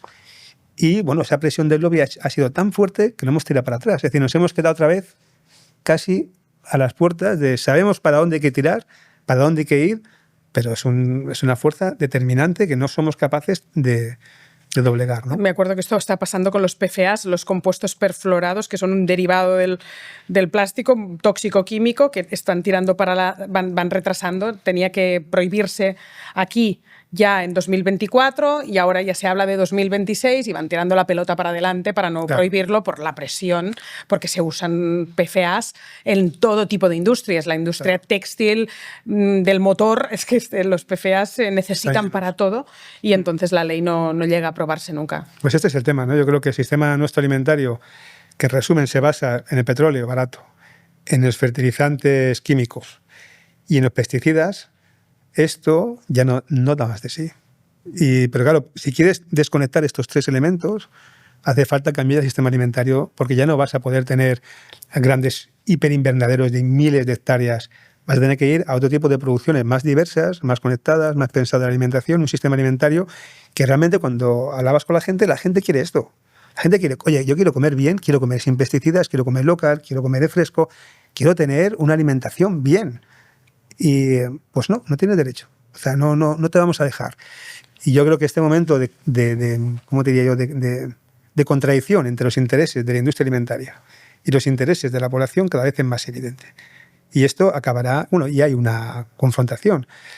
Porque, claro, si queremos reducir, por ejemplo, las emisiones de cambio climático, y por fin el año pasado entró en la cumbre climática, que hasta ahora no había entrado. Si queremos acabar o intentar reducir las emisiones, el 40% de las emisiones de cambio climático vienen del sistema alimentario. Y no se habla de alimentación. Hablamos de lo energético, hablamos de no sé qué, y de alimentación no. El año pasado se empezó a hablar de alimentación. Es decir, oye, si queremos bajar esta emisión de gases, hay que reformar el sistema alimentario a nivel mundial. Ir a otro tipo de, como si dijéramos, de paradigma. ¿Qué es ese paradigma? Pues la agroecología y la soberanía alimentaria. Si lo sabemos hace décadas. Y funciona. Pero tanto así que funciona que hubo un estudio, mira, dentro de la pelea esta que os explicaba, ¿no?, de los pesticidas, hubo un informe que se pidió de la Comisión Europea en este caso creo que fue a una universidad de Francia, para pedirle si es posible o no Europa poder producir alimentos para abastecernos sin usar pesticidas, porque esa es la tesis de los lobbies, ¿no? No podemos alimentarnos sin pesticidas. El estudio lo que dijo es, sí podemos, no hay ningún problema y además debemos. Y este estudio quedó en el cajón y se acabó. Pero ese estudio está publicado, se puede ver. Pero lo que dice el estudio es muy potente. Sí podemos, no hay problema. Se puede producir sin pesticidas. Podemos reducir muchísimo el uso de pesticidas. Pero es que además, dice el estudio, debemos hacerlo. Porque el impacto ya es enorme, tanto en contaminación, en acuíferos, en ríos y demás, y en los campos. Bueno, pues esto, ¿por qué no se hace? Si todos queremos, ¿no? ¿Qué pasa con el plátano de Canarias, Javier? Yo pensaba, será la banana que lo ha desplazado al pobre y riquísimo plátano de Canarias. Y no, este no es el tema, no es que la banana... Es un mundo el plátano de Canarias. Nosotros es que recibimos una denuncia de la gente de allí, de Canarias, que no lograban que la denuncia saliera, ¿no? Y lo que vimos es que fundamentalmente, y nosotros también nos quedamos sorprendidos porque no conocíamos, ¿no?, es que el año pasado creo que fue, se desperdiciaban 27.000 toneladas de plátano. Y dices, pero ¿esto cómo es? Como que hacemos tirando esa cantidad enorme de plátanos, ¿no? Porque claro, ahí hay cultivo, es un alimento, no podemos estar tirando un alimento por allí. Y además es que también es muy, muy intenso en el uso de agua, ¿no?, el plátano. Es decir, que hacemos tirando plátanos. Y es que esa práctica se llama pica tradicionalmente, que es para intentar manejar los mercados y el precio de los márgenes y demás, pues se destruye una enorme cantidad de plátanos. Que esto en su día era una cosa que había también en la Unión Europea como muy de emergencia para algunos cultivos cuando hay mucha producción, pues retirar una parte de la producción. Pero claro, esto se ha convertido en el modus operandi. Y cada año están tirando plátano, desperdiciando plátano. Pero es que encima reciben subvenciones. Claro, cada kilo de plátano... ¿Eso cómo va? Cada kilo de plátano, que es todo muy, muy así, tiene como un régimen especial. Porque cada plátano tiene como 0,30 céntimos de subvención cada kilo de plátano comercializado. ¿Sí? ¿Subvención europea? De subvención europea directa. Vale. Entonces, claro, al final estamos poniendo ahí una cantidad enorme de dinero, que luego, ¿qué pasa con él? ¿Cómo se controla? Y luego, mucha de esta parte, aunque mejoran los precios, la demanda era que los pequeños agricultores no recibían ninguna mejora. De hecho, subían el precio de los plátanos y los agricultores seguían sin tener una mejora en sus rentas, ¿no? Yo por lo que entendí también es que todos estos plátanos se tiran para no perder la subvención. No, la subvención la tienes por kilo de plátano, ¿no? Tienes una subvención fija por plátano. Pero claro, si tú comercializas mucho plátano, el precio baja. Exacto. Entonces es un poco para esto. Mantener el precio del plátano. Claro, y además es una cosa muy rara, porque fíjate, el año 2000, creo que fue 2021, ahora no me acuerdo, 2022 no me acuerdo ya, se hizo en España la ley de cadena alimentaria. La ley de cadena alimentaria se basa fundamentalmente en un principio que es, no se puede pagar al agricultor bajo coste. ¿Sí? No se puede hacer esto. En cambio, en el plátano se incluye una excepción en la que se dice, bueno, el plátano sí. Al final del año, lo que tú recibes tiene que haber cubierto tus costes, pero de aquella manera. Pero es verdad que es una excepción al resto de productos, donde tú, si yo vendo un litro de leche, me tienes que pagar lo que cuesta el litro. En muchos agricultores pequeños, si yo vendo 1 kilo de plátanos, igual te pueden pagar bajo precio. Es decir, que tiene como una excepcionalidad muy grande y con dinero público, con mucho dinero público y desperdiciando alimentos. Entonces lo que decimos es, oye, esto simplemente de la pica tiene que ser resuelto. O sea, este no puede ser el sistema. Luego dicen, no, porque lo damos como para el ganado o para banco de alimentos. Ya, pero es que no tiene ningún sentido. Pero no es verdad, porque también he leído que se entierran. Claro, hay también muchas vertederos denuncias. ilegales o enterrando plátanos. Claro, ha habido muchas denuncias de eso, de entierros, de ilegales, de tirarlos al mar directamente. De esto hay denuncias que nosotros hemos visto de varios colectivos. Pero, claro, es que son 27.000 toneladas. Pero porque igual, hay que pagar también, ¿no? Por el impacto que tienen. claro, por tonelada echada, tienes que pagar. Si tú quieres destruir o quieres enviarlos a la península para bancos de alimentos, eso cuesta un dinero. Claro. Entonces, pero bueno, la idea fundamental es, oye, si hay una hipertrofia como si dijéramos, la producción de plátanos, si esta industria no está, como si dijéramos, bien orientada a los objetivos actuales, revísese. Miremos qué pasa, porque cada año se está produciendo más plátano. Pero es que si tenemos en cuenta que hay esa cantidad de desperdicio, que tiene que haber alguna intervención pública, pues no la hay. Nosotros lo hemos dicho y hemos pasado la información, pero, hombre, nos parece muy fuerte y la gente cuando lo ve esto alucina. Es decir, no sé si se podría consentir en otro tipo de producciones, ¿no? Pero, claro, acabamos de aprobar una ley de desperdicio alimentario. ¿Y qué hacemos destruyendo 27 toneladas de plátano cada año? Esto es una de las contradicciones que genera el sistema, ¿no? Bueno, ahora el foco está en el plátano, ha estado en el mango, en su día en el del aguacate, en el de la quinoa. Ya hemos pasado por mucho. Y yo, claro, cuando contamos todo eso, no sé si la gente piensa, ¿y vosotros en vuestro día a día que vais eliminando alimentos de vuestra dieta? No podemos. Porque, claro, lo diríamos todos, claro. Deberíamos. Es decir, yo no como el mismo aguacate ni que comería, porque me encanta, por su sabor, por sus capacidades nutricionales, pero al final, nosotros que también ponemos de moda y hacemos mucho marketing, aquí hay cierta distancia, ¿no? Con justicia alimentaria, pero al final creamos necesidades a la gente. Oye, la proteína en polvo se ha visto que es una proteína muy buena para complementar la comida porque no estamos llegando a los mínimos de proteína y bueno, todo tiene efectos colaterales, claro, y secundarios y al final vivir con absoluta coherencia no es fácil para nadie, pero sí que hay como un poco de desazón, ¿no? Cuando se escucha gente como tía mía, es que al final no sabremos qué comer, ¿no? Sí, esto siempre lo dice la familia, ¿no? Pero oye, ahora ¿estáis en contra de mango? Digo, no, de mango sí, ¿no? El mango es buenísimo. Estamos en contra de que se produzca mango en una de las comarcas con más déficit hídrico de Europa. No tiene sentido, ¿no?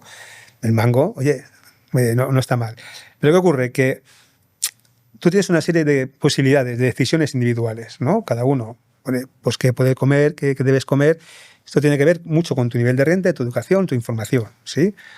Pero hay que entender que vivimos en un colectivo y que la alimentación es un derecho, no es un estilo de vida, es un derecho.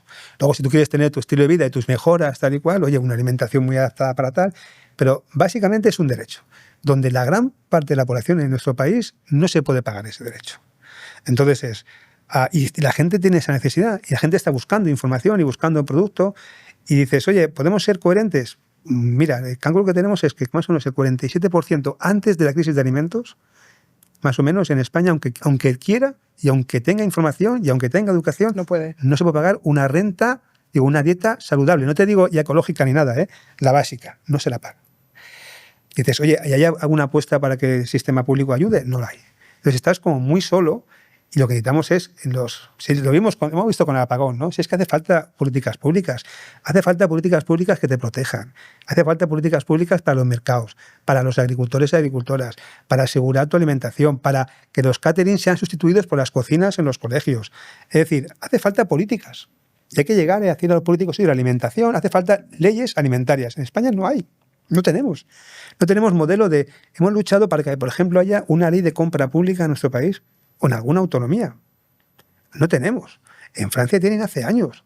¿Por qué no tenemos una ley que diga, oye, por ejemplo, aquí se ha aprobado el famoso decreto de comedores, que está muy bien, se ha hecho algunas mejoras porque veníamos del absoluto nada. Veníamos del cero absoluto. Yo no sabía que se permitían tantos platos precocinados Todo y bollería. Esto ha sido, años así, ¿no? Bueno, ha habido una limitación en los procesados, tal. Pero nosotros hemos dicho, oye, en Francia el 50% de la comida en los colegios tiene que ser ecológica. En Italia están en sitios como Roma 70%. En España, que somos el primer productor de Europa ecológico, han puesto un 5. Hombre, ¿por qué ponemos un 5? Bueno, pues porque no interesa al lobby agroindustrial, porque no está pensado en que tú te alimentes. Entonces, porque además es que la porque comida la ecológica mayoría de la agricultura es intensiva aún y convencional, y entonces salen todos, hasta el Parlamento ha llegado a veces la crítica a decir, ¿por qué estáis apostando tanto por el ecológico? Que son 4 mataos. Claro, y porque lo ecológico, además, la gran cantidad que tenemos de producción ecológica es para exportar. Fundamentalmente para exportar, no está interesado en el mercado interno. Que eso es fuerte, porque los invernaderos que requieren tanta agua y contaminan tanto, por mucho que sean ecológicos, si encima están para exportar, casi que depende de cómo es mejor tirar de la huerta de tu vecino, aunque le eche el pesticida, claro, porque está hecho al aire libre y no en un invernadero, ¿verdad? Claro, los invernaderos, el problema que tienen es que siempre nos han vendido la moto de que era mejor para el cambio climático y demás, y no es así, es mucho mejor una huerta al aire libre. Pero fundamentalmente es el modelo. Es decir, tú tienes un modelo de una huerta, de una pequeña producción, aunque sea en invernadero, para vender al mercado y a la gente y tal y cual, ahí no hay problema. Tu problema es cuando empiezas a hablar de volúmenes. Si es que en España tenemos, creo que eran 70.000 hectáreas de agricultura plastificada. Somos el segundo país después de China, si es que se ve desde el espacio. Es decir, esto es una barbaridad, es un mar. ¿No? Por ejemplo, en Almería es un mar de plásticos. Es un mar de plásticos. Entonces, ¿qué sentido tiene esto? Estamos exportando cada día, salen 1.500 o 2.500 camiones todos los días a Europa. Ese 30% de toda la comida y verdura que se consume en Europa viene de estas provincias. Es decir, este sistema se ha vuelto realmente, como si dijéramos, esquizofrénico. Es que no funciona. Es que está tan fragmentado que luego tú intentas comer bien en tu población y más fácil. Bueno, con el aceite no hemos visto además, ¿no? Parece que cambio de tema, pero cuando hubo la crisis del aceite, que somos uno de los países productores del mundo del aceite, pues yo que tengo familia en Francia, pues cuando íbamos allá llevábamos el aceite de oliva porque es un artículo de lujo. Las últimas temporadas nos hemos traído el aceite de Francia para acá. Porque está más barato. Porque está más barato. Increíble. Increíble, ¿no? ¿Por qué? Pues que se exporta, porque todo está pensado en la exportación y demás. Bueno, pues esas políticas las tienen que hacer las administraciones públicas con la presión nuestra, de los ciudadanos. Pero modelos hay y posibilidades hay. Y hay países que están haciendo las cosas muy bien. Y hay leyes que están funcionando muy bien. Y hay experiencias que están funcionando muy bien. ¿Por qué no copiamos alguna? ¿Por qué no hacemos alguna? Pero llevamos 10 años diciendo, oye, una ley de comedores, pero una ley de compra pública. En España son 3.000 millones de euros más o menos que gastamos en compra pública de alimentos. Colegios, universidades, residencias, lo que quieras. ¿Por qué no compramos en local? ¿Por qué no hacemos una ley que, oye, vamos a intentar promover lo local y lo ecológico en vez de grandes caterings y grandes importadoras? Una pregunta, cuando tú te refieres a circuito corto, Mercabarna no entraría, ¿eh? Mercabarna podría entrar. ¿Sí? Mercabarna podría entrar. Es que no sé dónde queda Mercabarna, claro, ¿sabes? Mercabarna es interesante porque es un debate larguísimo, pero Mercabarna es como los mercados municipales. Es una infraestructura pública. Sí, claro. Que es un hub logístico. Claro. Ahora bien, ¿de dónde vienen las cosas a Mercabarna y a dónde distribuye? ¿No? Pues en principio, hace años, compraba por aquí y vendía a los mercados municipales de Barcelona. Pues bien, hace la articulación, concentra oferta y demanda y ya está. Ocurre que ahora están en grandes cadenas de distribución. Están importando mucha alimentación de fuera, entran como un gran operador internacional y además venden a grandes cadenas distribuidoras, ¿no? Claro, si tú reformas Mercabarna, que es público, y empiezas a darle otra función distinta, decir, oye, vamos a intentar... Porque además, ahora incluso cuando veíamos diferentes estudios de Mercabarna, lo que se veía es que incluso hay grandes operadoras o grandes distribuidoras que ya no utilizan Mercabarna, tienen su propia central de compras. Ya. Por tanto, dices, bueno, pues Mercabarna, pues que empiece a trabajar para este tipo de agricultura, para los mercados municipales, que compre y promueva. Quiere decir, utilízalo políticamente. Pero claro, si Mercabarna no tiene una política que promueva la agricultura local, la agricultura ecológica, si no hay nada que le indique, pues lo que va a hacer es comprar y distribuir, pues, como si dijéramos, al sistema hegemónico. Por tanto, es una voluntad política, pero claro, infraestructura, mira, esto es como todo, necesitamos políticas públicas, muy importante, pero también infraestructuras públicas. Quiero decir, como dice, no, tenemos una política sanitaria pero sin hospitales. No, no. Pues necesitamos, mira, mercados municipales, necesitamos colegios con cocina, necesitamos, por ejemplo, mataderos pequeños, en pueblos, no solo de mega mataderos de grandes industrias. Necesitamos, como si dijéramos, centros logísticos para el tema de agrupar la producción. Necesitamos infraestructuras públicas para un tipo de alimentación y agricultura diversificada y territorial. Esto lo hemos perdido, porque también teníamos una parte de esto. Bueno, lo que tengamos, conservémoslo, pero démosle una vuelta y pongámoslos en otras claves. Y vemos experiencias por todo el mundo que están funcionando y que funcionan bien y además es lo que la gente quiere. Pero como, por ejemplo, antes se decía el mercado de Azpeitia y estos mercados, cuando funcionan es que la gente lo quiere. Claro. Es que consigo. Lo vais a hacer en Vic también, este modelo de Azpeitia. Pues mira, en Vic tenemos la esperanza, porque esto lo hemos llevado a Vic. Tenía un mercado en el centro de la ciudad que se quedó vacío, se murió. Entonces hicimos un documental sobre esto, que la gente lo puede ver, se llama Reclama tu mercado. Es un mercado enorme, de creo que 3 o 4 plantas en el centro de Vic, y se quedó vacío, sin nadie. O sea, es lo típico, ¿no? Se acabaron jubilando los paradistas y demás, y no había proyecto, no había relevo, nada. Y este mercado, pues, al final, claro, se ha derrocado, y con el ayuntamiento de Vic, pues hemos hablado de la posibilidad de crear un mercado nuevo, pensado en claves distintas, público-comunitarias, como estos que te contaba de País Vasco, de Francia. Me voy a vivir allí. Claro, y ahora estamos en el momento de definir, y tiene que ser definido además participativamente, que es qué mercado queremos, porque el mercado tiene y nace una función social y pública, que es alimentar a la población y conectar a los agricultores. Bueno, pues ahora hay la idea de vamos a generar un proyecto, un tipo de mercado que realmente agrupe y conecte la alimentación con tu comarca y que se pueda hacer en Vic como otros lugares, ¿no? Pues estamos esperanzados y estamos intentando trabajar y empujar para ello, pero vemos que, por ejemplo, en muchos lugares y la gente, ni siquiera existe el censo, la gente lo sabe, que los mercados están muriendo. No sabemos ni cómo ni dónde, pero vamos viendo que mercados van cerrando, que los ayuntamientos no saben qué hacer con ello, que no hay una política. Y muchas veces el ayuntamiento quiere hacer cosas, intenta hacer mejoras y demás, pero lo que decimos es, bueno, es que estos mercados, la estructura actual que tiene era de los años 70 y 80. Y esto ya no va a funcionar. Necesitamos un mercado distinto en claves distintas. Por tanto, hay que transformar esos mercados, no perderlos, pero transformarlos porque funciona con impulso público. Y la idea es que la gente, los ayuntamientos, cuando tenga, y que hay gente que nos oiga decir, oye, yo tengo mi mercado hecho un desastre, se puede recuperar. Se puede buscar este tipo de proyectos porque funcionan. Porque vemos que hay, por ejemplo, aquí en Cataluña, pues hay mucha gente, cuando hemos tenido jornadas y hemos hablado de esto, la gente te empieza a decir, oye, mi mercado y tal. Pero ni siquiera sabemos cuántos hay en el resto del país. ¿Cuántos mercados habrá que están a medio gas?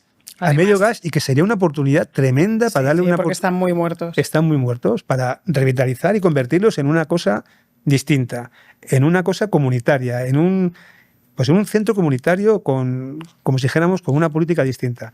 Bueno, la gente que nos oiga, que lo sepa, que se pueden recuperar los mercados, que es una red básica y que no podemos ser la generación que los pierda.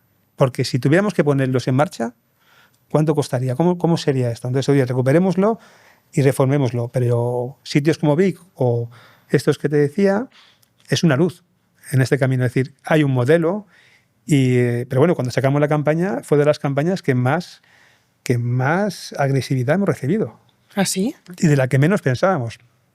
Mira, sí, cuando lanzamos la campaña, decir, oye, una cosa obvia, ¿no? Que los mercados, 1, se están quedando los supermercados con ellos, y 2, se están muriendo, se están desvencijando. ¿Quién se puso nervioso por decir eso? Que eso es bueno, pues obvio. Mira, tuvimos sacamos esto, pusimos unas, ¿cómo se llama esto? Unas de las marquesinas, unos cuantos postes, unas marquesinas en Barcelona, en Madrid, en Valencia, y uno de los que salió en televisión a decirnos que lo quitáramos, pues fue el famoso Carlos Mazón de Valencia, ¿no? Para decirnos que, oye, esto es una campaña horrible, nos dijo que quítenla, ¿no? Y más gente, que nos quitáramos la campaña, y no tenemos más que revisar. Y no, porque estáis diciendo que los mercados, ¿no? Que es que no funcionan y tal.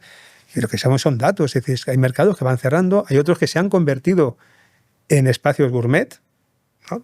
Mercat del Ninot. No hay más que ver a Barcelona. En Barcelona. Pues otro sitio que hay vermuterías o bares dentro o el mercado de Santa Caterina. Preciosos, ¿eh? Gastroexperiencia. Pero es otra cosa. Es un centro de ocio, es un museo de cera. Que en Estados Unidos se llaman food halls. Food halls, otra cosa que hemos heredado.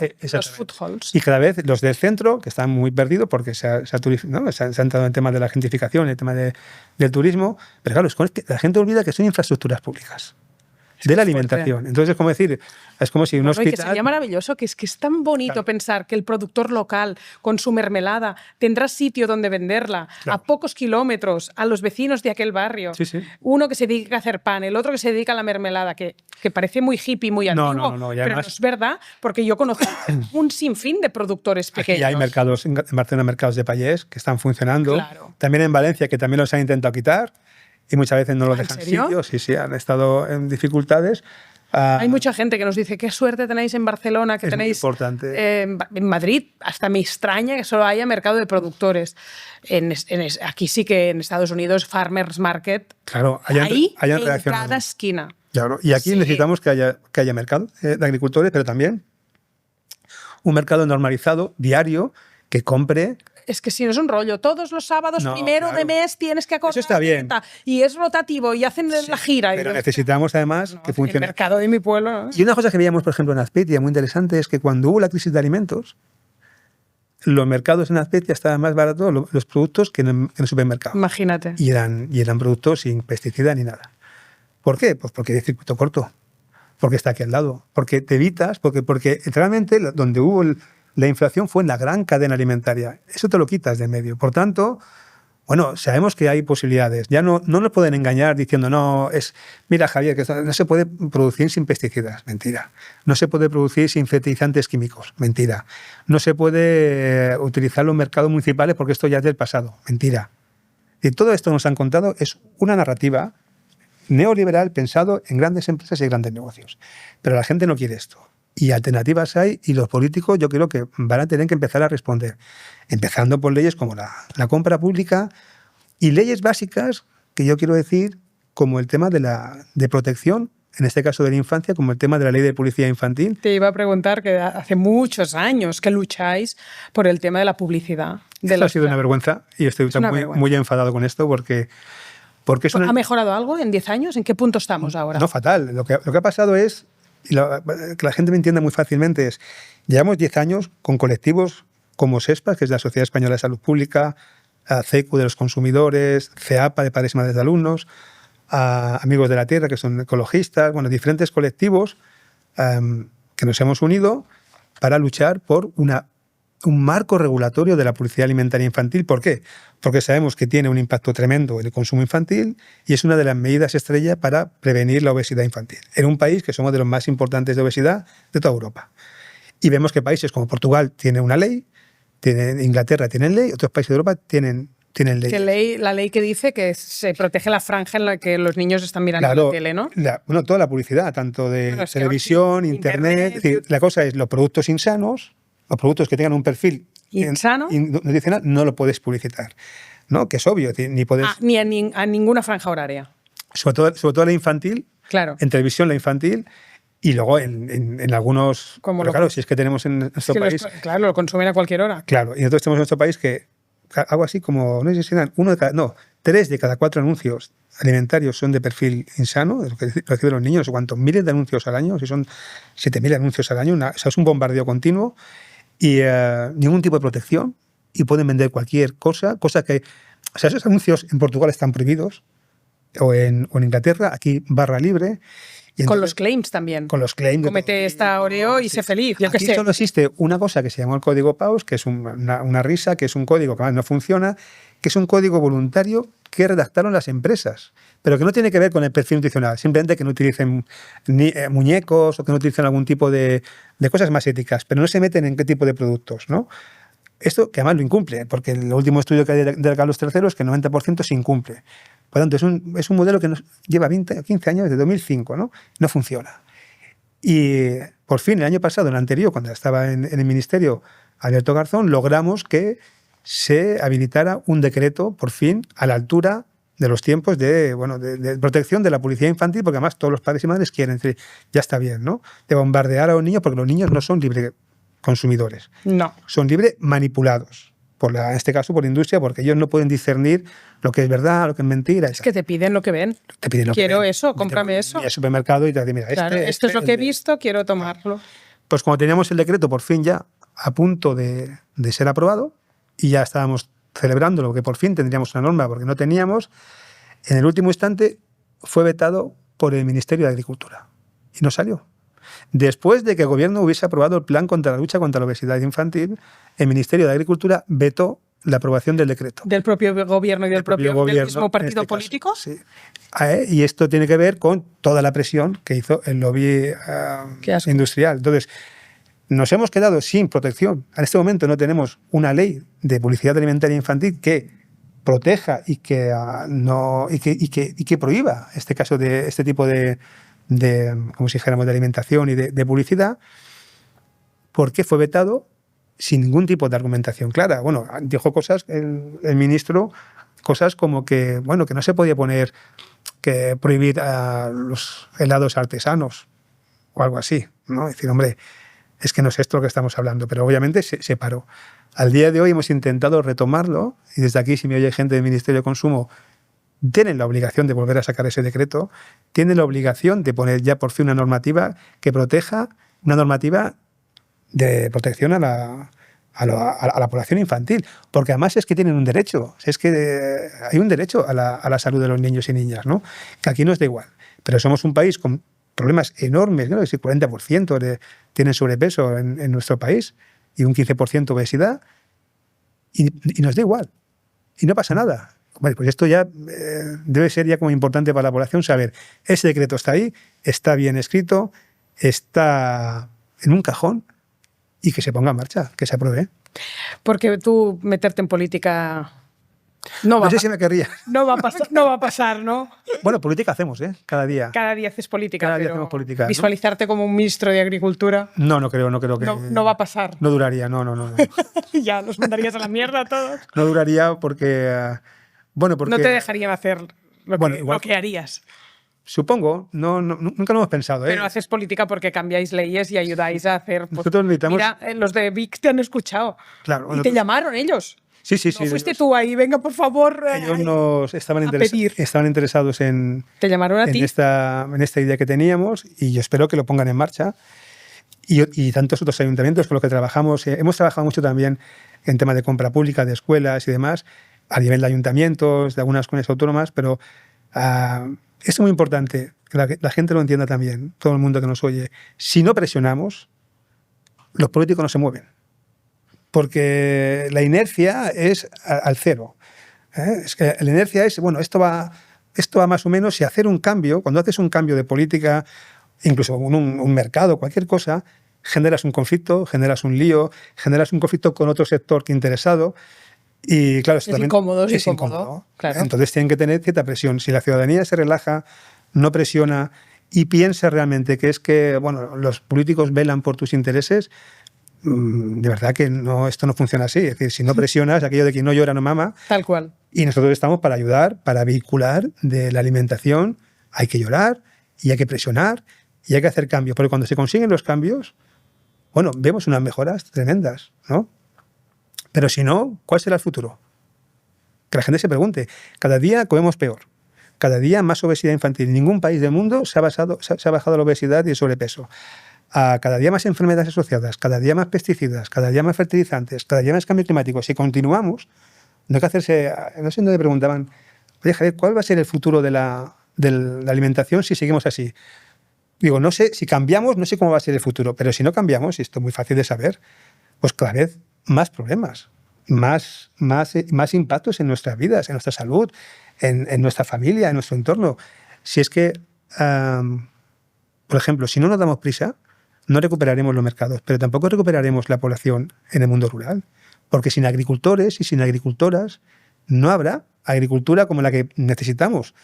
¿Por qué? Porque se está intentando, ¿cómo digo yo?, sustituir una agricultura diversa, una agricultura basada en el mundo rural, en la cultura, en pequeñas producciones, medianas producciones, por grandes polos de producción, en grandes manos, en este caso están entrando los fondos de inversión, los mismos que nos echan de las casas, son los mismos que están quedándose con el campo y con las tierras, y con población, como si dijéramos, con población asalariada, excluyendo al agricultor.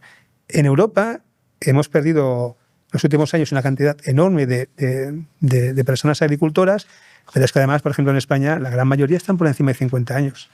Tenemos un problemón con el relevo... el relevo generacional. Claro, pero no es que la gente no quiere dedicarse. Hombre, es que para dedicarse al campo tendrás que tener algún tipo de incentivo, porque si no puedes vivir del campo, y lo que está pasando hoy es justamente eso. Si yo quiero hacer una transformación de mi producción a la agroecología, ¿quién me ayuda? ¿Cómo lo hago? Estás solo. Ahora, si quieres exportar, esto es una alfombra roja, directa. Pero si quieres transformar tu Titánico, ¿no? Decís en un informe una frase maravillosa que creo que es para un buen final, que es que tomamos 226 decisiones diariamente relacionadas con la alimentación, que nosotros tenemos la sensación de que estamos tomando unas 14 decisiones al día, pero no, hay muchos efectos colaterales cada vez que nuestro brazo se estira y coge algo o piensa y actúa con sus familias y en relación a una misma. 226 decisiones diarias que tienen que ver con la alimentación, que están también en nuestras manos. Es decir, hay que ser incómodos, hay que joder un poco y hacer esa presión que pedías, pero también saber qué tipo de vida y estilo de vida estamos promoviendo con cada acción que hacemos, claro, cuando estamos eligiendo dónde compramos, qué compramos y a quién se lo compramos. Estamos eligiendo el sistema. Entonces, la gran mayoría de estas decisiones son inconscientes. Claro.